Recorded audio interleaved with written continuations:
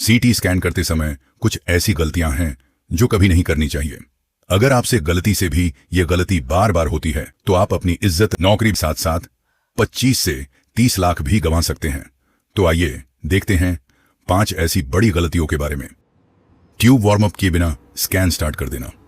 पहली और सबसे ज्यादा की जाने वाली गलती यही है जो न्यू रेडियोग्राफर्स और ट्रेनीज आते हैं।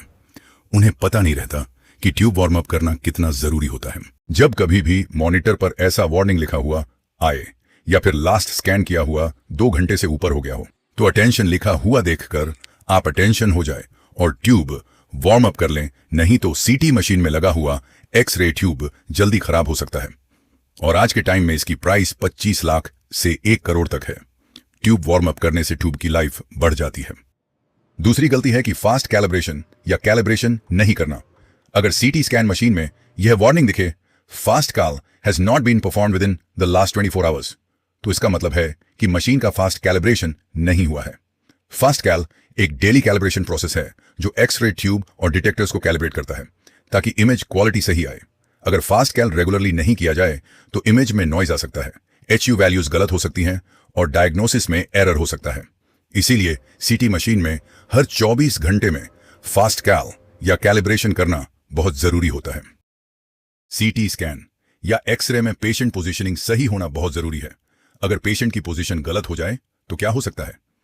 इमेज में आर्टिफैक्ट्स आ सकते हैं, एनाटॉमी क्लियर दिखाई नहीं देती, डायग्नोसिस गलत हो सकता है और कई बार स्कैन रिपीट करना पड़ता है, जिससे पेशेंट की रेडिएशन डोज भी बढ़ जाती है।